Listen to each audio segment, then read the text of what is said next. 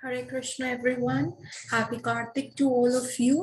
और आज हम शुरू करेंगे। आज हम जो करने जा रहे हैं, आज हम कर रहे हैं भागवत गीता का फर्स्ट चैप्टर का जो है लास्ट श्लोक, दैट इज द 46 श्लोक। आज हम chapter 1 of Bhagavad Gita complete करेंगे और जो टॉपिक ऑफ द डे है वो ये है कि recognize the power of Krishna inside you. भगवान की पावर को आप अंदर अपने रिकॉग्नाइज करोगे तब आपके सामने कोई भी बड़ी से बड़ी प्रॉब्लम क्यों ना आए, आप उसको बहुत आसानी से और इजीली जो है सॉर्ट कर पाओगे। Any problem of any type, चाहे वो कोई सीवियर डिसीज हो, सीरियस डिसीज डायग्नोसिस हो, चाहे कुछ भी हो। आप देखेंगे इतनी सारी सेल्फ हेल्प बुक्स में ये लिखा जाता है कि आपका विल पावर जो होता है कैंसर को भी क्योर कर देता है। पर वो विल पावर कहाँ से आएगा? दैट विल पावर कम्स जब हम किसी एक हायर पावर ऑफ सोर्स से जुड़े होंगे, जब हम ऐसी जगह जुड़े होंगे जहां पे हमें लगेगा कि नहीं, यहाँ से मेरी बैक जो है बहुत स्ट्रांग है, मेरा जो बैक है इतनी स्ट्रांग है कि आगे कोई भी प्रॉब्लम आ जाए तो I am going to tell my father, father problem आई है। तो हमें बेसिकली प्रॉब्लम को बताना कि हमारे पास जो है कृष्णा है, कृष्णा बहुत स्ट्रांग है और तुम जो हो उसके सामने छोटी हो। पर ये कॉन्फिडेंस कैसे आएगा, ये कॉन्फिडेंस कैसे हमें आगे लेके जाएगा, ये हम आज डिस्कस करने जा रहे हैं इस श्लोक में। इससे पहले मंगलाचरण। ओम अज्ञानतिमिरान्धस्य ज्ञानाञ्जनशलाकया चक्षुरुन्मिलितं येन तस्मै श्री गुरुवे नमः। नमो विष्णुपादाय कृष्णपृष्ठाय भूतले श्रीमते भक्तिवेदांत स्वामी इति नामिने। नमस्ते सरस्वते देवे गौरवाणी प्रचारिणी निर्विशेष शून्यवादी पाश्चात्य देशतारिणी। जय श्री कृष्ण चैतन्य प्रभु नित्यानंद श्री अद्वैत गदाधर श्रीवासादि गौर भक्त वृंद की जय। हरे कृष्ण कृष्ण कृष्ण हरे हरे, हरे राम राम राम हरे हरे, हरे कृष्ण कृष्ण कृष्ण हरे हरे, हरे राम राम राम हरे हरे, हरे कृष्ण कृष्ण कृष्ण हरे हरे, हरे राम राम राम हरे हरे। So let's read the श्लोक. संजय उवाच एवं उक्तवराजुन सांख्ये रथोपस्था उपवस्थिता विस्रयासा सरम चापम शोक संविघ्न मनसः। अर्थ क्या है इसका? संजय ने कहा, युद्ध भूमि में इस प्रकार कहकर अर्जुन ने अपना धनुष तथा बाण एक और रख दिया और शोक संतप्त चित्त से रथ के आसन पर बैठ गया। सो बेसिकली ये क्या कह रहे हैं? शोक संतप्त चित्त के से रथ के आसन पर बैठ गया। तात्पर्य श्रील प्रभुपाद द्वारा, श्रील प्रभुपाद की जाए। अपने शत्रु की स्थिति का अवलोकन करते समय अर्जुन रथ पर खड़ा हो गया था, किंतु वह शोक से इतना संतप्त हो उठा, इतना भर गया कि अपना धनुष बाण एक और रखकर रथ के आसन पर पुनः बैठ गया। ऐसा दयालु तथा कोमल हृदय व्यक्ति जो भगवान की सेवा में रत हो, आत्मज्ञान प्राप्त करने के योग्य है। तो यहाँ पे बताया गया द क्वालिफिकेशन क्या होती है कि अगर आपको आत्मज्ञान पाना है, अगर आपको कृष्ण के फेवरेट बनना है, तो आपकी क्वालिफिकेशन क्या है? आपकी क्वालिफिकेशन ये होनी चाहिए कि आपका हृदय जो है कोमल होना चाहिए, आपका हृदय जो है द्रवित होना चाहिए। ऐसी सारी सर्कमस्टांसेस जब सामने आए तो आपका हृदय जो है वो द्रवित होगा, तभी पत्थर वाला हृदय क्या होगा? पत्थर वाले हृदय में कभी नॉलेज फिट नहीं होगी। पत्थर वाला हृदय जो होगा वो हमेशा इतना हार्ड रहेगा कि वो नॉलेज इम्बाइब ही नहीं करेगा, वो टूट जाएगा। लेकिन अगर हृदय द्रवित होता है, स्पॉन्ज की तरह होता है, तभी वो नॉलेज को एब्जॉर्ब कर पाएगा, तभी और नॉलेज उसमें ले पाएगा। ठीक है, एक तो ये हो गया the qualification to get Krishna consciousness, हमें पता चल गई। another very important thing जो इसमें डिस्कस की गई है वो ये बताया गया है कि जैसे हमने लास्ट श्लोक में डिस्कस किया था कि हाउ जो अर्जुन थे वो सब त्यागना चाहते हैं। अर्जुन जो है कह रहे हैं कि इससे अच्छा है कि जो हमने स्पिरिचुअल और भौतिक सुसाइड, मटेरियल सुसाइड की बात करी थी ना, तो इसमें अर्जुन क्या कह रहे हैं, वो कह रहे हैं कि मैं ना सब कुछ त्याग देना चाहता हूँ, इससे मैं भीख मांग लूंगा पर ऐसी विजय का मैं क्या करूंगा। इससे अच्छा है तो ये जो धृतराष्ट्र है, मैं तो इनको अपना भाई समझ रहा हूँ, लेकिन ये जो धृतराष्ट्र के पुत्र है, इससे अच्छा इनके हाथ में जो धनुष बाण है वो मुझे मार दे। तो ये अर्जुन ने लास्ट टाइम कहा था। पर देखिए, क्षत्रियास का जो बेसिक नेचर होता है वो क्या होता है, वो बेगिंग नहीं होता। ये कैसे हमें पता चलेगा, वो हमें पता चलता है एक स्टोरी से। तो क्या होता है, एक बार जो द्रौपदी, ये सारे पांडव जो हैं ये वनवास कर रहे हैं, ठीक है, 12 साल का वनवास और 1 साल का अज्ञातवास करने जा रहे हैं। तो अभी इनका जो है वो 12 साल का वनवास चल रहा है। तो इसमें कृष्ण भगवान आते हैं और अर्जुन को कहते हैं बेटा तुम तो जाओ, तुम जाओ, दिव्य अलौकिक अस्त्र शस्त्र ग्रहण करो, क्योंकि युद्ध जो है वो टलेगा नहीं, युद्ध होगा ही। तो तुम अपना प्रिपरेशन तो करो, ये जो 12 इयर्स तुम्हें मिल रहे हैं इसमें तुम प्रिपेयर करो, तुम ऐसे आराम से कंफर्टेबल होके मत बैठो। और in the mean while Arjun वहां से चले जाते हैं, वो स्वर्ग लोक चले जाते हैं अपने पिता इंद्र के पास। और यहाँ पे सारे जो पांडव होते हैं बाकी के, वो ऐसे ही जंगल में रह रहे होते हैं। तो एक बार द्रौपदी क्या देखती है कि उसके सामने एक, जिसको कहते हैं गोल्डन लोटस होता है, वो आया होता है। उसको अपने जो पास की नदी होती है उसमें गोल्डन लोटस बहता हुआ दिखता है, और वो गोल्डन लोटस प्लक कर लेती है और कहती है वाओ ये कितना सुंदर है, इसे मैं पूजा में यूज करूंगी। और कहती है इसकी सुगंध इतनी अच्छी है, तो मैं ऐसा करती हूँ कि ये वाला जो लोटस है और ऐसे मिल जाए, तो मैं इस लोटस को युधिष्ठिर महाराज को जो है अर्पित करूंगी।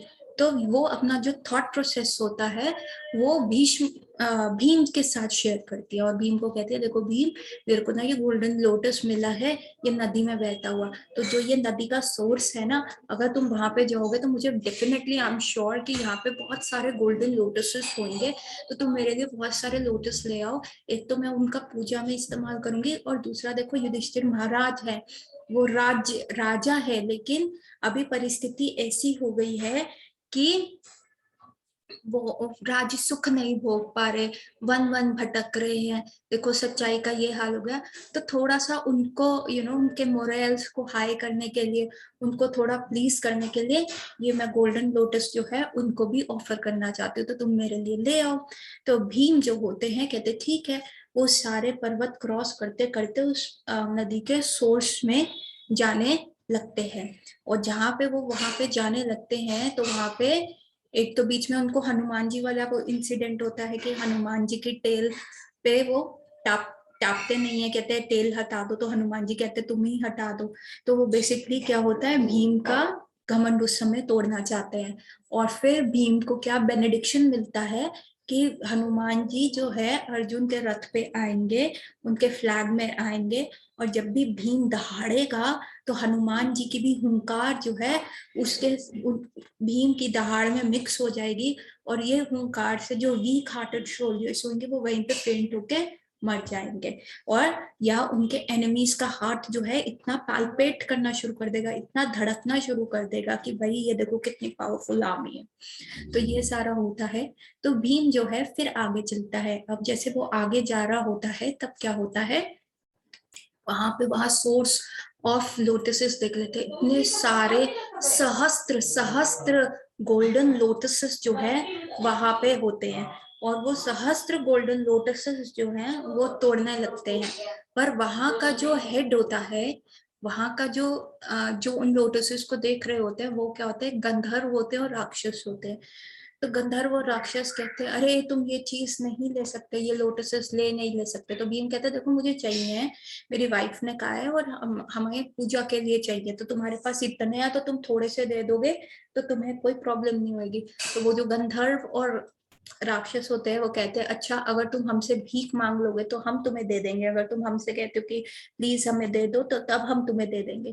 तब भीम ये चीज क्लियर करते कहते एक क्षत्रिय के लिए भीख मांगना सबसे बड़ा ये क्षत्रिय का कोई फर्ज नहीं होता वो भीख मांगे, या ये क्षत्रिय के बेसिक नेचर में नहीं होता उसका भीख मांगना।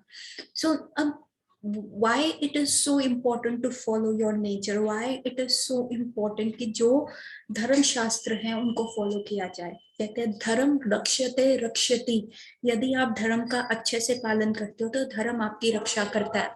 अब धर्म का मतलब ये नहीं है कि ऑर्थोडॉक्सिटी, कि किसी को फोर्स करना, किसी को बुलडोज करना कि आप हमारा धर्म फॉलो करो, आप ऐसे नहीं करोगे तो ये दिक्कत होगी, या उनको गन पॉइंट पे कहना कि बोलो ऐसे करो, या उनकी उनकी रिलीजियस चीजें डिस्ट्रॉय कर देना, जैसे हमने ऑफ रिसेंट देखा कि बांग्लादेश में ऐसा हुआ।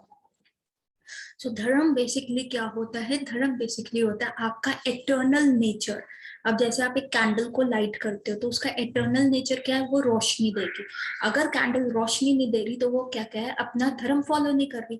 सो कैंडल को जलाना मीन्स रोशनी। सो उस कैंडल और उसका एटर्नल नेचर जैसे आप अलग नहीं कर सकते, वैसे ही ह्यूमन बींग्स का भी एक एटर्नल नेचर होता है, एक धर्म होता है। जैसे राष्ट्र के प्रति धर्म, यदि आप एक कंट्री में बॉर्न हुए हो, अगर आप इंडिया में बॉर्न हुए हो तो आपकी लॉयल्टी, आपकी नेशनैलिटी क्या है, इंडियन है।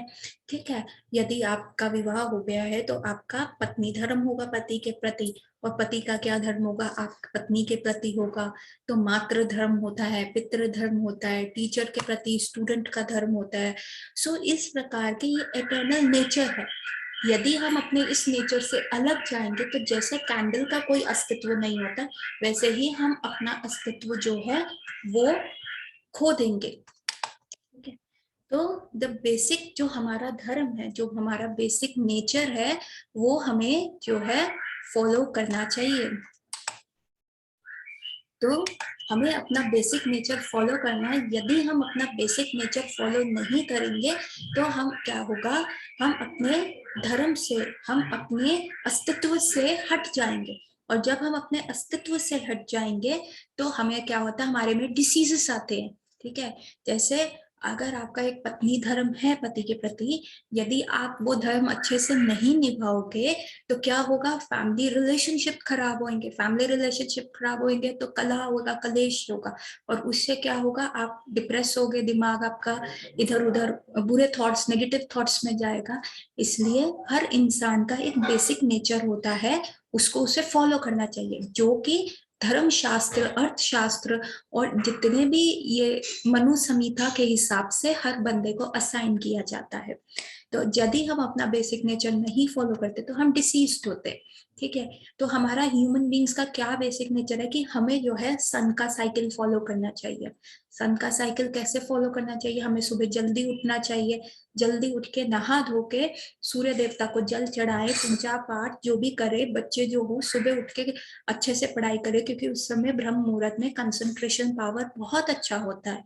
फिर आप अपना ब्रेकफास्ट टाइम पे करिए, फिर आप अपने जो डे के कार्य हैं वो करिए, फिर शाम को खाना खाइए, और उसके बाद 7, 8, 9 बजे मैक्सिमम तक आप सो जाइए, ताकि आप अगले दिन फिर सन का पैटर्न फॉलो करें। लेकिन जब हमने इस नेचर को रिवर्स कर दिया, आजकल नाइट लाइफ का कंसेप्ट आ गया, आजकल एमएनसी का नाइट शिफ्ट जॉब्स का कंसेप्ट आ गया, तो उससे क्या हुआ, उससे क्या हुआ, ह्यूमन बींग्स का जो बेसिक नेचर था वो चेंज हो गया, और उस वजह से क्या हो गया, लाइफस्टाइल डिसीजेस आने लग गए, हम सन के पैटर्न से बिल्कुल उल्टा चलने लग गए। जिसकी वजह से क्या हुआ, सन हमारी बॉडी में कौन सा ऑर्गन कंट्रोल करता है, आइस कंट्रोल करता है, और हमारी बॉडी की ओजस और तेजस, इम्यूनिटी और डिसीज फाइटिंग पावर जो होता है उसको कंट्रोल करता है। तो जैसे ही वो चीज रिवर्स हुई, हमने सन का पैटर्न नहीं फॉलो किया, तो बीमारियां हमारे यहाँ पे घर करने लग गई, बीमारियां, बहुत ज्यादा बीमारियां होने लग गई। तो आप देखिए हार्ट डिसीजेस हो गए, अब जैसे विंटर्स आ रही है, विंटर्स में हार्ट डिसीज बढ़ जाएंगे, ब्लड प्रेशर शूट कर जाएगा, तो मैक्सिमम ये प्रॉब्लम हो जाएंगी। तो उसी प्रकार से भीमसेन ने भी यहाँ पे कहा कि देखो, क्षत्रियों का जो बेसिक नेचर होता है वो होता है फाइटिंग, उनका नेचर भीख मांगना नहीं होता, तो मैं अपने नेचर के अगेंस्ट नहीं जा सकता। इसलिए भीमसेन ने क्या किया, उन गंधर्वों और राक्षसों के साथ लड़ाई करी, और वो सोने के जो लोटसेस है वो लेके द्रौपदी के पास ले आया। तो जब ये सिंपल कंसेप्ट भीमसेन को पता है, तो फिर यहाँ पे अर्जुन क्यों कह रहे हैं कि इससे अच्छा है कि मैं ये राज्य सुख भोगने से अच्छा है कि मैं जाऊं और जाके भीख मांग लूं। तो अगर क्या भगवान कृष्ण वो चीज अलाउ करेंगे? जो मनु संहिता में जो शास्त्रों के हिसाब से अर्जुन को एज अ क्षत्रिय का नेचर असाइंड रोल है, वो नहीं करेगा, तो भगवान को पता है ये तो वैसे भी खुश नहीं रहेगा, ये तो और दुखी हो जाएगा।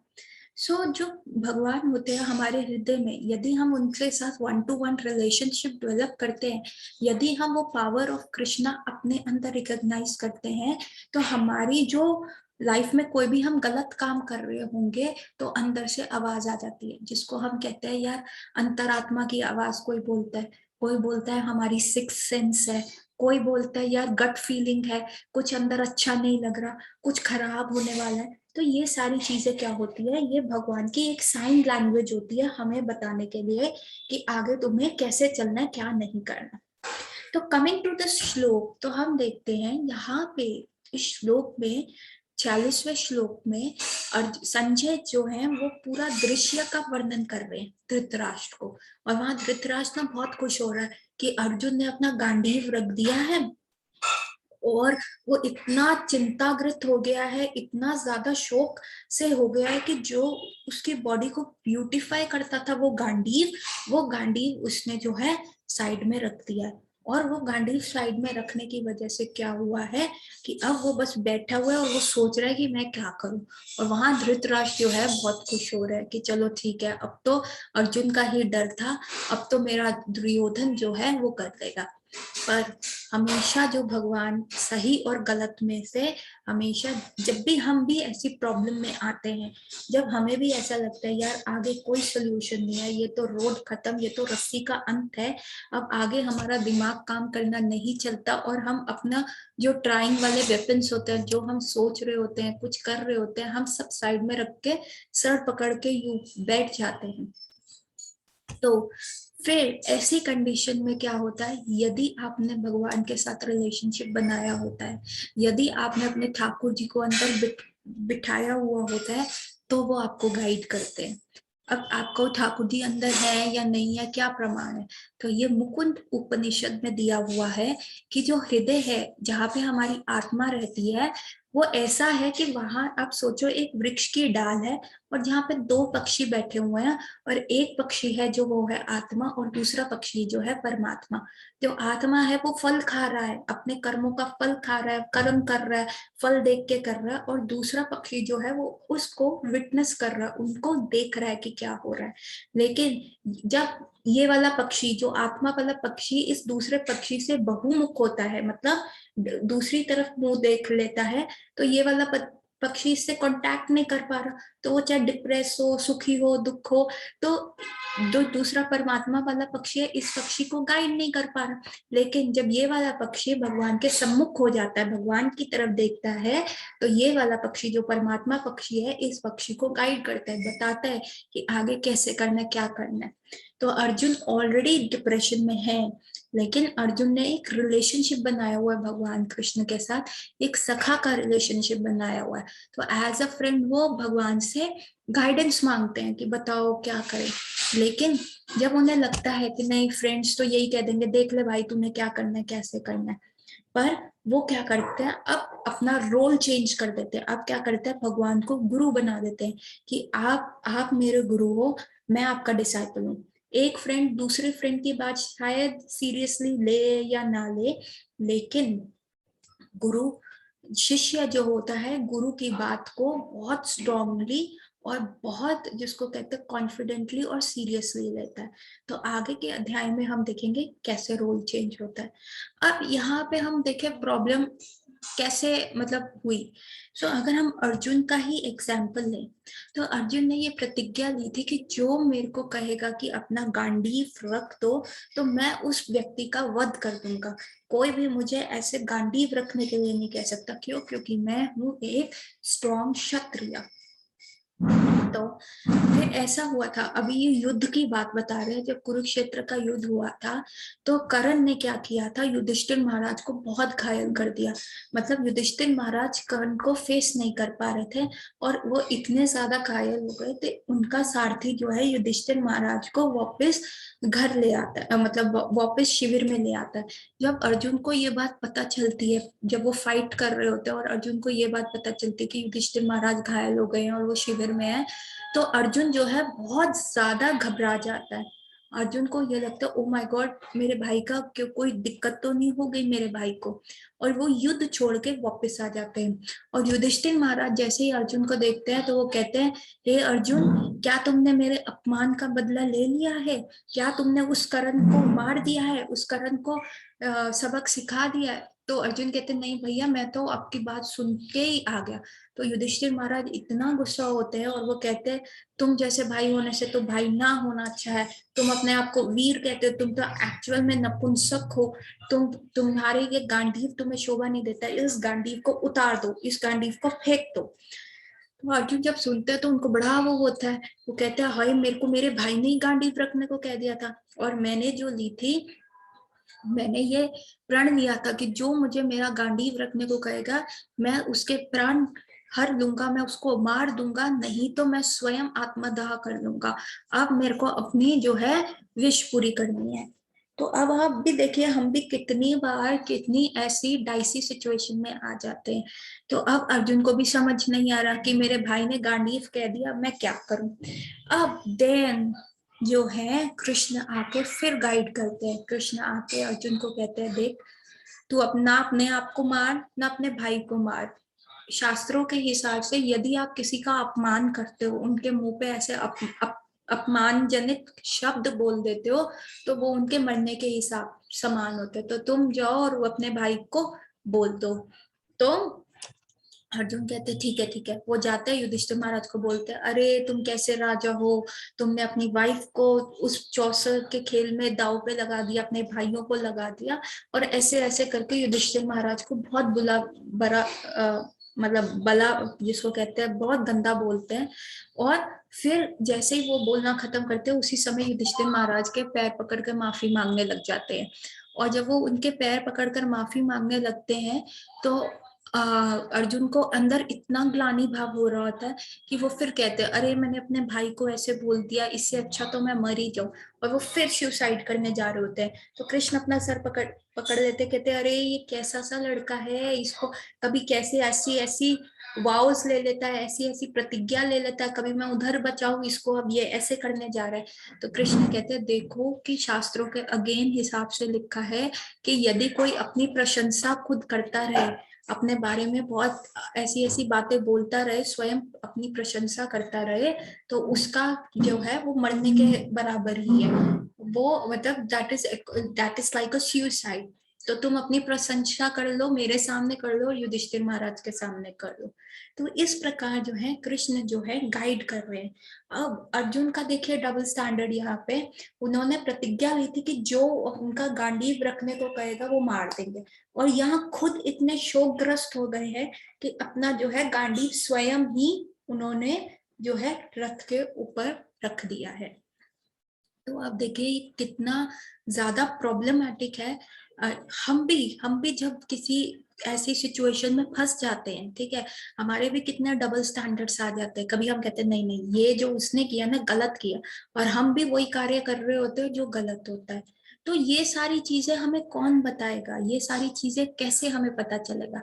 अब आप देखिए, this is a clear cut case of clinical depression कि जो अर्जुन चले गए हैं। और पर अर्जुन का एक रिलेशनशिप था भगवान के साथ, इसलिए वो उसमें से उभर पाए, इसलिए वो उसमें से बाहर आ पाए, इसलिए वो उसमें से ट्राई किया कि मैं इसमें से बाहर आ पाऊं कैसे भी करके। तो हमारे लिए भी ये बहुत इम्पोर्टेंट है कि हम भगवान के साथ अपना जो है रिलेशनशिप बनाए। अब हम भगवान के साथ अपना रिलेशनशिप कैसे डेवलप कर सकते हैं? तो इसका बहुत ही सिंपल फॉर्मूला है, ABCD। ABCD फॉलो करके, ठीक है। अब ये ABCD फॉलो करने के हमने देख लिए कितने फायदे हैं। अब इससे पहले मैं आपको एक और स्टोरी सुनाती हूँ कि फिर हम इस ABCD फॉर्मूला पे आएंगे। अनदर स्टोरी है कि अब जो है भगवान अर्जुन को कन्विंस करेंगे, क्योंकि अर्जुन की लाइफ में एक ऐसा बंदा था जो उनको गाइड कर सकता था, जो उनको एग्जैक्टली सही और गलत का फर्क बता सकता था, जो 700 श्लोक ऑफ भागवत गीता 48 मिनट में बता सकता था। अर्जुन की लाइफ में ऐसे बंदे थे। क्या हमारी लाइफ में ऐसे बंदे हैं?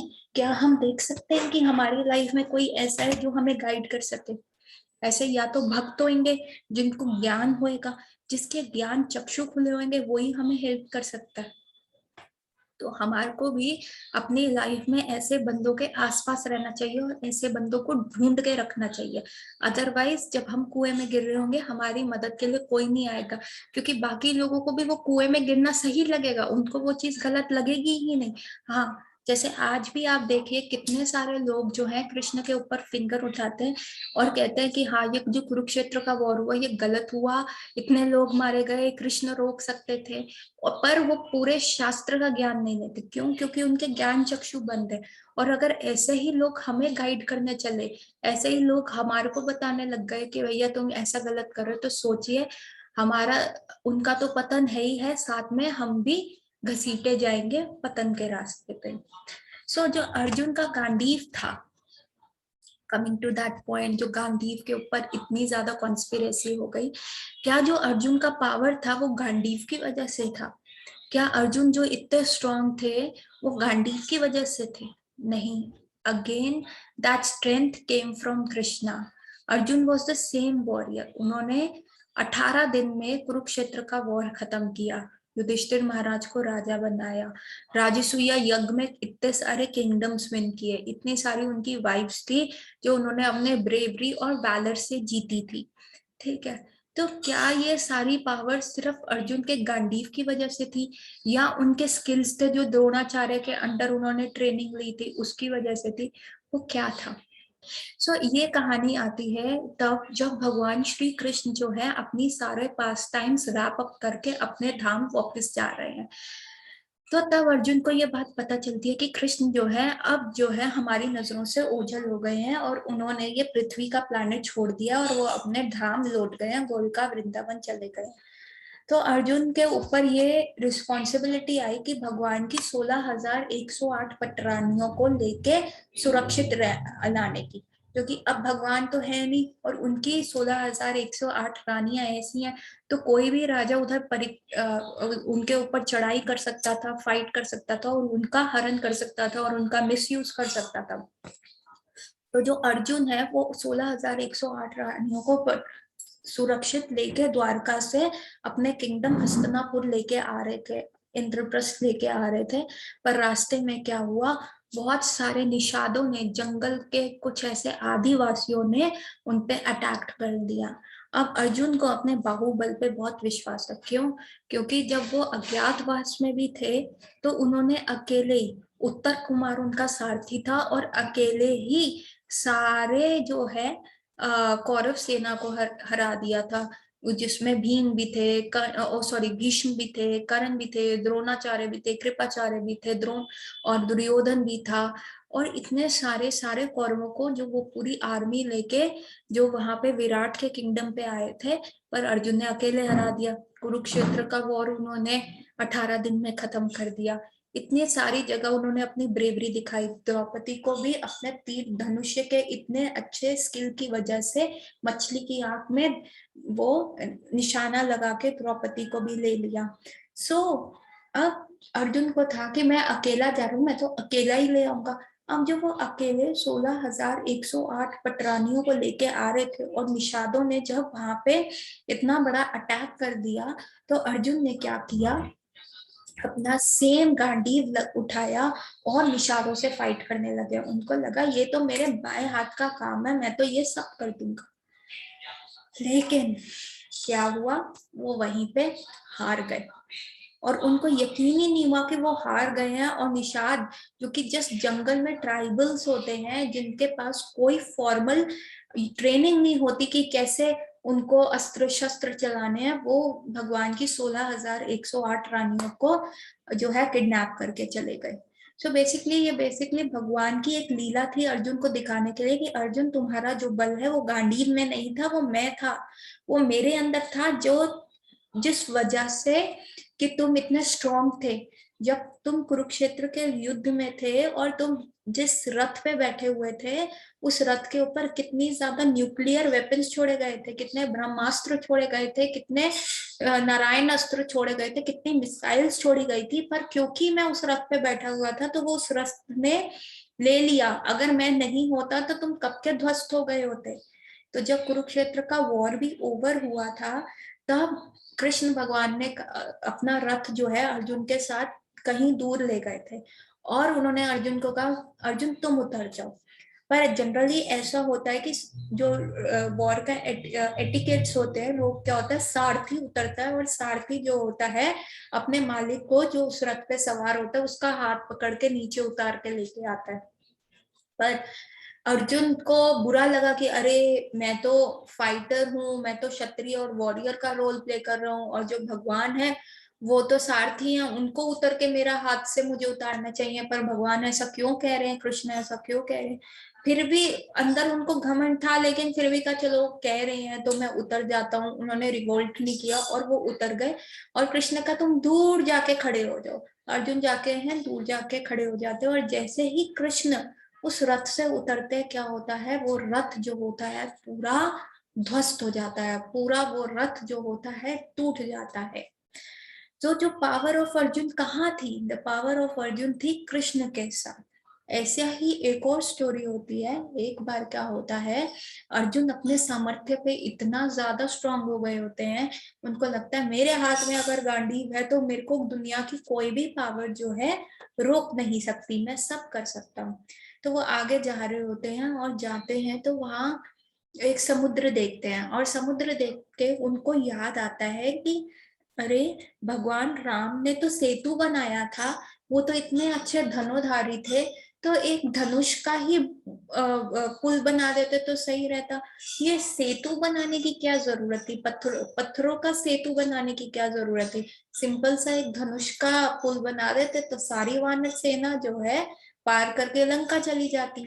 तो वो ऐसे बोल ही रहे होते हैं, तो पास में ही हनुमान जी होते हैं, वो सुन लेते हैं। तो वो क्या करते हैं, एक ब्राह्मण का रूप धर के आते हैं और कहते हैं अरे राजन तुम क्या सोच रहे हो। तो अर्जुन बताते हैं देखो महाराज मैं ये सोच रहा हूँ।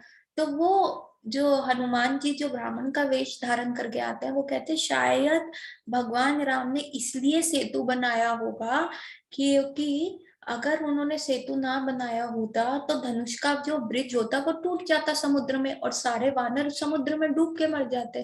तो अर्जुन कहता है ऐसा हो ही नहीं सकता। देखो मैं अपना सेतु बना दूंगा और तुम उस पर चढ़ के दिखा। मैं बाणों का सेतु बना सकता हूँ और देखना सब क्रॉस कर सकते हैं।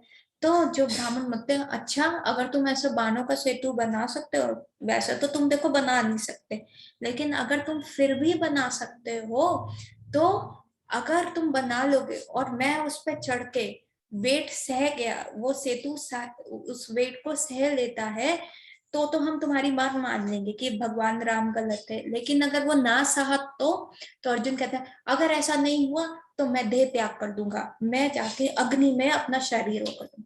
तो अर्जुन जो क्षत्रिय होते हैं उनमें टेस्टोस्टेरोन लेवल इतना ज्यादा होता है, उनमें इतना ज्यादा जिसको कहते हैं ना जोश और तोश तेज होता है कि वो ऐसे डिसीजंस ले लेते हैं। अब कृष्ण जो है द्वारका में बैठे हैं और जब उन्होंने देखा अरे यार फिर ये अर्जुन फंस गया, फिर ये ऐसा कार्य कर रहा है, और पता है कि दूसरी साइड कौन है, हनुमान जी है, और हनुमान जी की तो अगर पूंछ भी हल्की सी भी लग गई तो ये अर्जुन का जो है सेतु बनेगा नहीं। तो अर्जुन क्या होता है तीरों से एक बार सेतु बनाता है, वो डूब जाता है, टिकता नहीं है। फिर वो दूसरी बार बनाता है, फिर नहीं होता। कहता अगर अब नहीं बनाना तो मैं बेसिकली अपना प्राण त्याग दूंगा।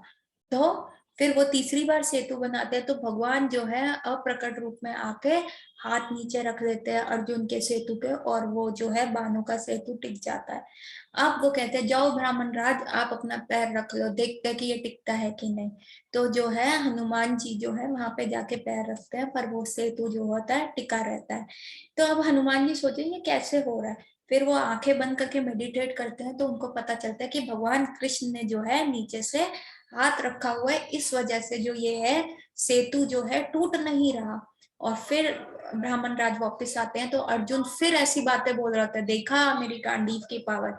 तो तब जो होता है ब्राह्मण अपना असली रूप दिखाते हैं हनुमान जी बन के, और अर्जुन को सारी बात बताते हैं कि तुम्हारा सेतु क्यों नहीं टूटा, तुम्हारा सेतु इसलिए नहीं टूटा क्योंकि भगवान कृष्ण अप्रकट रूप में उसको सपोर्ट किए हुए हैं। तो जो कृष्ण की पावर थी, जो अर्जुन के अंदर पावर क्या थी, वो आती है कृष्ण से। हमारे अंदर वो पावर कहाँ से आती है? कृष्ण से।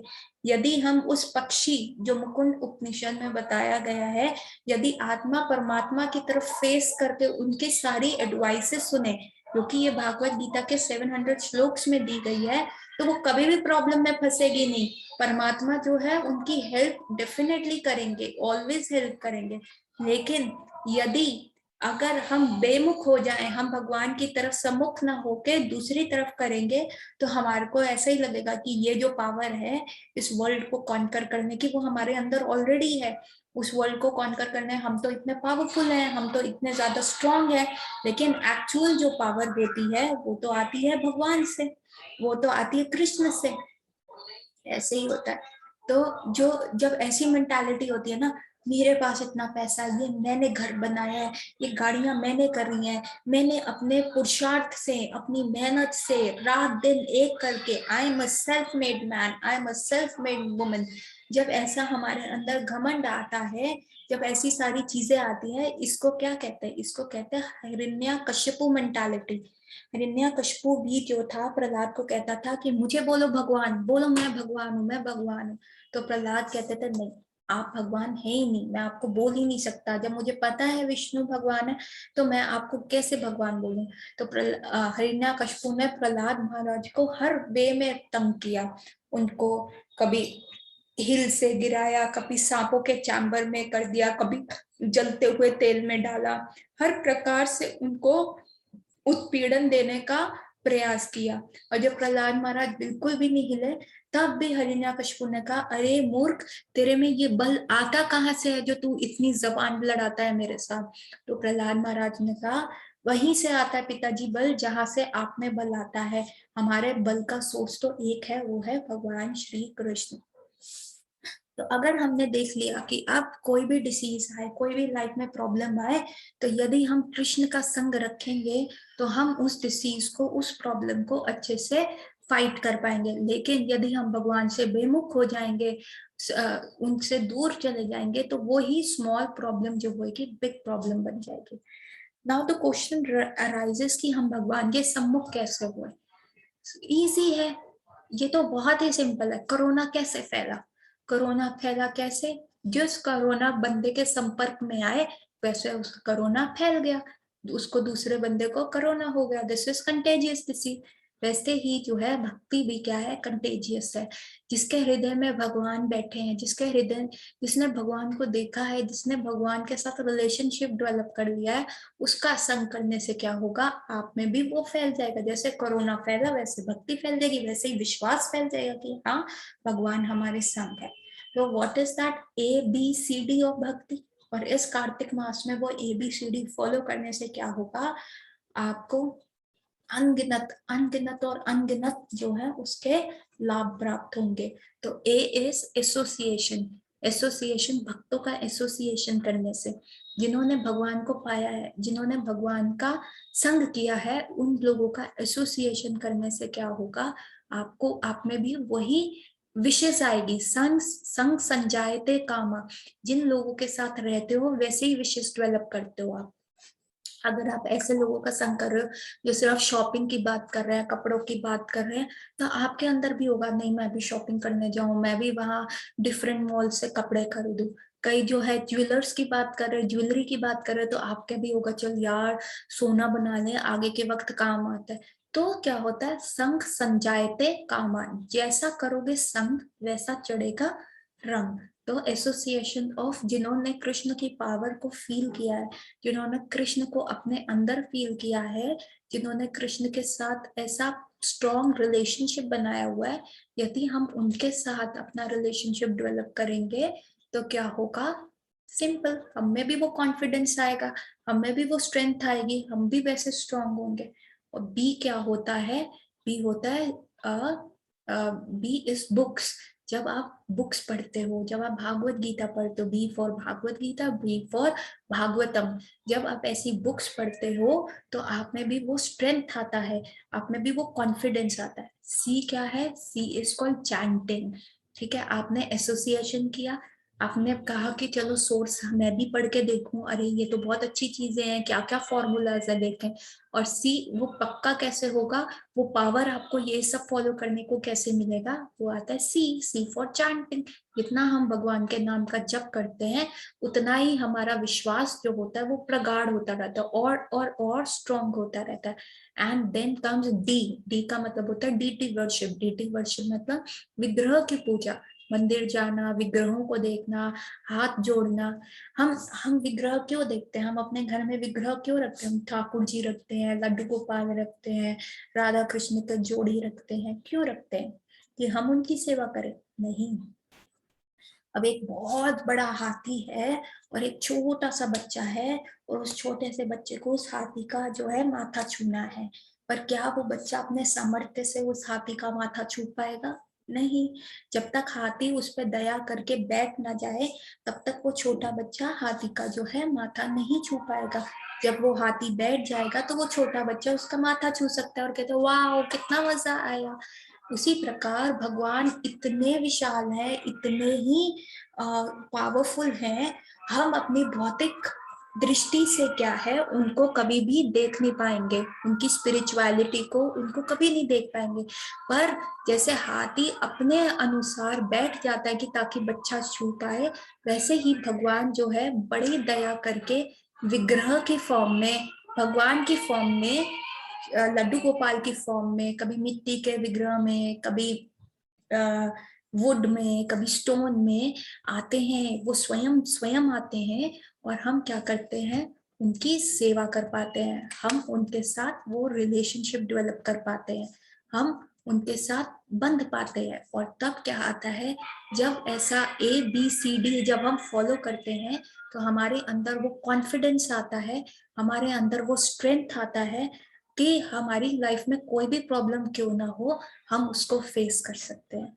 सो दिस कार्तिक हमें बहुत अपना जो ABCD है लाइफ का उसको बहुत ज्यादा स्ट्रॉन्ग करना चाहिए, उसको बहुत ज्यादा स्ट्रेंथन करना चाहिए ताकि हम आगे बढ़ सके। और उसके क्या फायदे होंगे कि हमारी लाइफ में कोई भी प्रॉब्लम क्यों ना हो, हमें पता है हमारा बाप अंदर बैठा है, हमारे बाप के साथ इतना स्ट्रॉन्ग रिलेशन है।